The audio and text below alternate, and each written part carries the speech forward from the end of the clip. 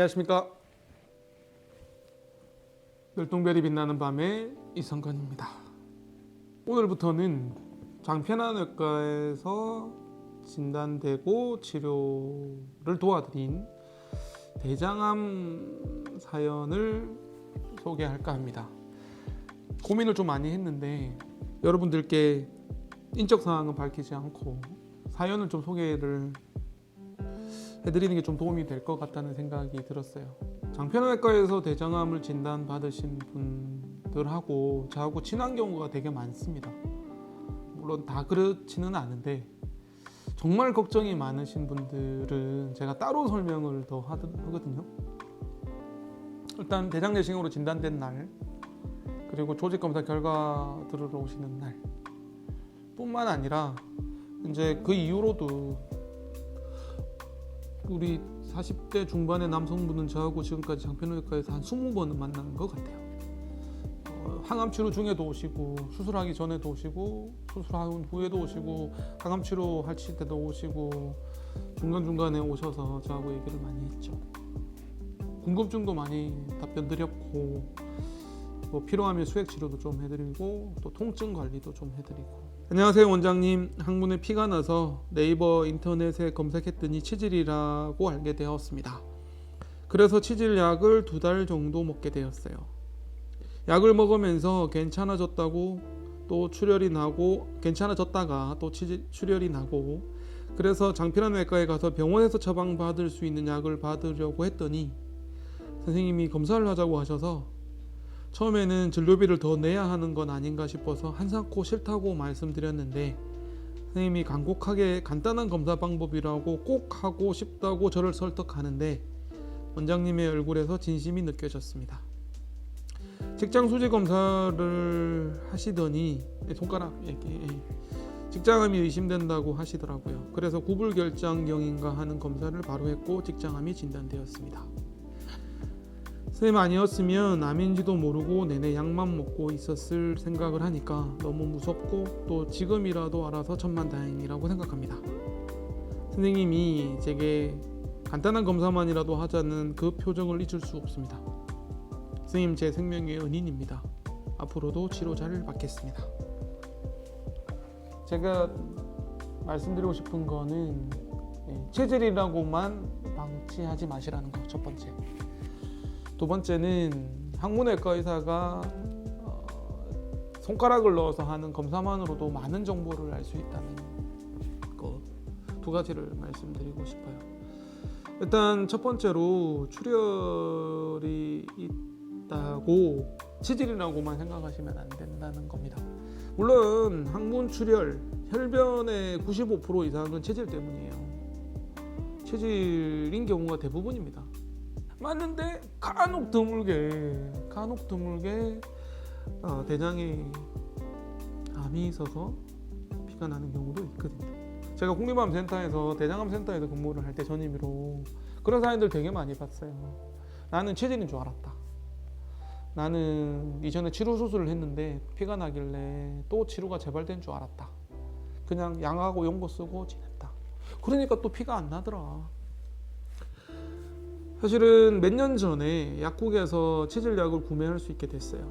이전에는 병원에 와야지 치질약을 처방받았는데 이제는 약국에서 살 수 있으니까 저는 굉장히 좋다고 생각을 하는데, 그 이점의 반대편에 양지가 있으면 음지가 있으니까요.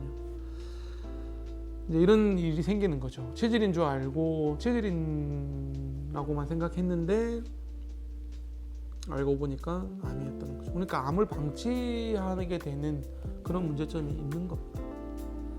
그러면 반문하시죠. 그럼 증상이 있는 거 아니냐, 대장암 증상이 있으면 그때 가면 되는 거 아니냐라고 생각하시지만, 안타깝게도 대장암의 증상은 없습니다. 대장암 때문에 증상이 생기면 그때는 많이 진행된 상황인 거거든요. 3기, 4기. 빨라야 2기고요. 보통 3기, 늦으면 4기가 되는 거예요. 그러니까 증상이 없다고 해서 절대 안심하시면 안 됩니다. 그래서 이 출혈이라는 증상이 나타났다는 건 몸이 주는 신호인 거예요. 그래서 여러분들이 특히나 출혈이 있을 때는 나이가 젊은 거 상관없이 오셔서 진찰을 해보시면 도움이 됩니다. 이 직장 수지 검사만 해도요 엄청 도움이 많이 돼요. 농담 삼아 제가 그런 얘기도 하는데 항문외과의 손가락 끝에는 카메라가 달려있다. 이거 하나가 엄청 정보를 많이 주거든요. 이분은 65세 여자분이셨는데 사실은 나이가 상관없이 피가 나시면 일단은 병원에 오셔서 진찰을 먼저 받으시고 치질이라고 진단된 다음부터는 병원에 안 오셔도 됩니다. 약국에서 약 사 드셔도 되거든요. 첫 진단은, 첫 진료는 항문외과 의사한테 받아보시기를 권해드립니다. 별똥별이 빛나는 밤에 피가 나는 거를 방치 안 하셨으면 하는 바람을 담아 이성근 인사드립니다. 고맙습니다.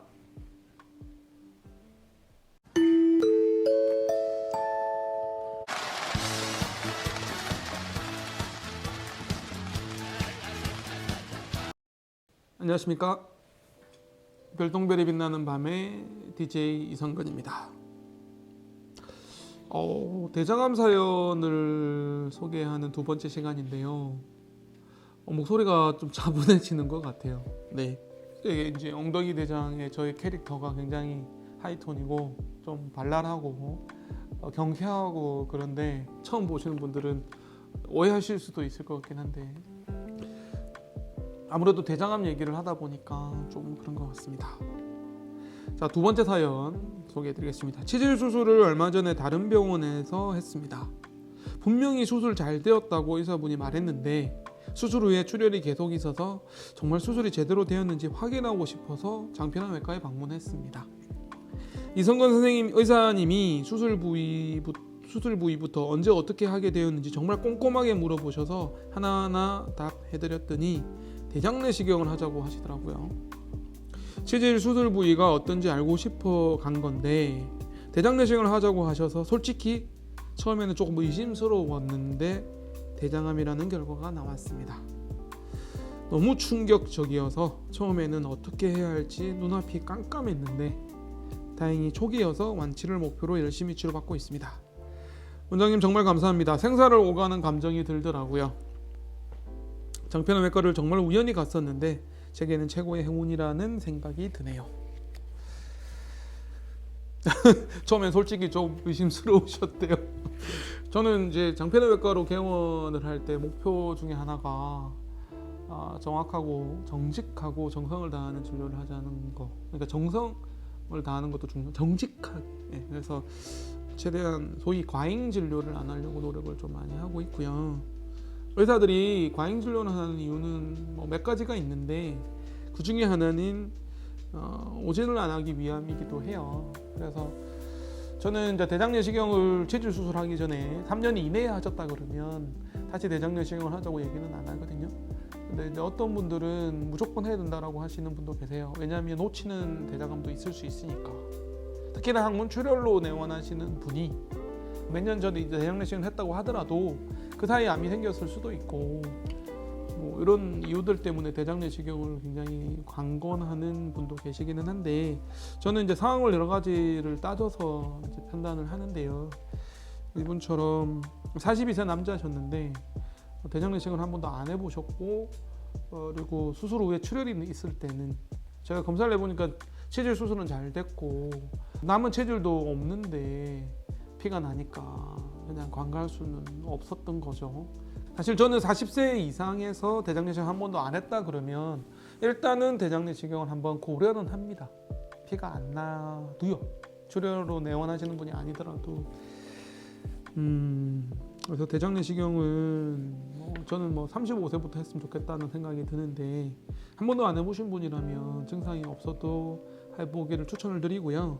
이분처럼 치질 수술했는데도 피가 나는 경우에는 하시는 게 좋죠. 그러니까 치료 수술하고 나서 또 대장 내시경을 해보시는 게 도움이 되죠.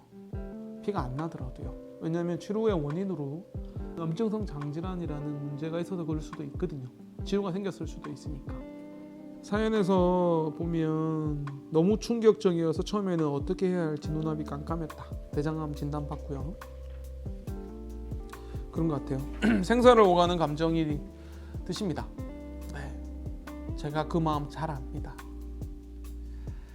안 좋은 결과를 어떻게 전해야 될 것인가를 저도 고민을 좀 많이 했었어요. 제가 지금까지 대장 내시경을 2만 명 넘게 하면서 대장암을 몇 명이나 진단했을 것 같으세요? 수백 명은 되거든요. 그분들한테 어떻게 이 안 좋은 나쁜 소식을 전할 건가에 대한 고민을 제가 많이 했는데요. 제가 내린 결론은 기다리고, 그리고 제가 얘기를 많이 하는 거예요. 그래서 저는 저희 장편외과 개원하고 나서도 지금 수십 명의 대장암이 진단이 되신 분이 계신데, 수십 명이신데 그분들하고 길게 얘기를 많이 합니다. 따로 점심시간에 얘기를 하고요. 일부러 12시 50분에 오라고 하고 진료 끝날 때쯤 오라고 얘기를 드리고, 그러고 나서 얘기를 합니다.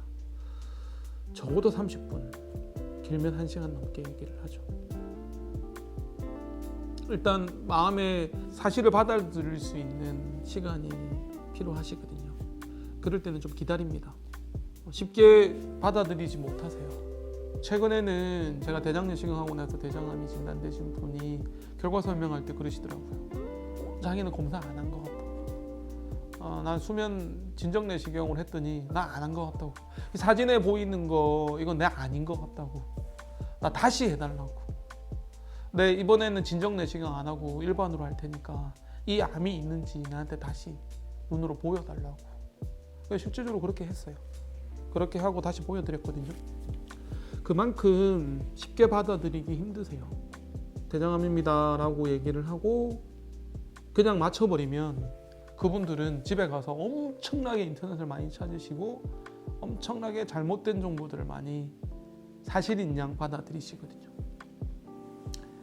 그래서 저는 설명을 되게 많이 합니다. 어쨌든 치질 수술 후에 피가 난다고 했을 때 그냥 방치하지 마시고 내원하셔서, 대부분은 수술한 병원에서는요, 치질 수술 잘 됐으니까 걱정하지 마세요 이렇게만 얘기하고, 대장 내시경을 또 안 하는 병원이라면 특히나 대장 내시경을 권유 안 하실 수도 있기 때문에 꼭 한번 확인을 해보시라고 말씀을 드리고 싶습니다. 엉덩이 대장 장편외과 이성근이고요. 별똥별이 빛나는 밤의 DJ입니다. 고맙습니다.